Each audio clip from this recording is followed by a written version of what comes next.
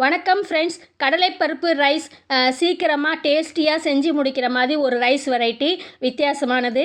So நான் ஒரு cup அரிசி கழுவி வேக வச்சு தனியாக எடுத்து வச்சுக்கிட்டேங்க உதிரியாக. கடலைப்பருப்பு 1/2 கப்பு கழுவி வேக வச்சு தனியாக எடுத்து வச்சுக்கிட்டேங்க. நீங்கள் வேணால் சேர்ந்து குக்கரில் போட்டு 3 விசில் வர வச்சு கூட பண்ணலாம். நான் தனித்தனியாக தான் மிக்ஸ் பண்ண போகிறேன். ஸோ தக்காளி 2 கட் பண்ணி மீடியம் சைஸ் எடுத்துக்கிட்டேன். பச்சை மிளகா, கருவேப்பிலை எடுத்து வச்சுக்கிட்டேங்க.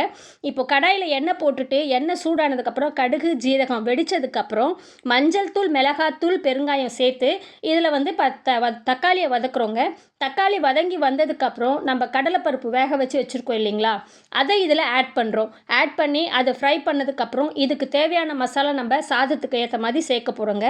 So 1 spoon sambar masala, 1 spoon தனியாத்தூள், அது இல்லாமல் கொஞ்சம் ஃப்ளேவருக்காக கரம் மசாலாவும், தேவையான அளவுக்கு உப்பு இதெல்லாம் சேர்த்ததுக்கப்புறம் இதையும் ஃப்ரை பண்ணி மசாலா அந்த பச்சை வாடை போனதுக்கப்புறம் நம்ம இந்த வடித்து வச்சுருக்க சாதம் இருக்குது இல்லைங்களா, அதை மிக்ஸ் பண்ணுறோம். மிக்ஸ் பண்ணிவிட்டு கொத்தமல்லி சேர்த்துக்கிறோங்க. இதுலேயே அது சூடு ஏறினதுக்கப்புறம் 1 ஸ்பூன் நான் நெய் சேர்க்குறேன்.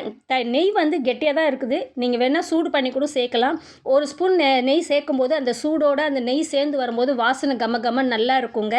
ஸோ இது பார்த்திங்கன்னா அல்டிமேட்டான டேஸ்ட்டு ஒரு கடலைப்பருப்பு வெரைட்டி ரைஸ் ரெடி ஆயிடுச்சு. நீங்களும் வீட்டில் செஞ்சு பார்த்துட்டு எப்படி வந்திருக்குன்னு சொல்லுங்கள். மீண்டும் ஒரு ரெசிபியோடு சந்திக்கிறேன். நன்றி.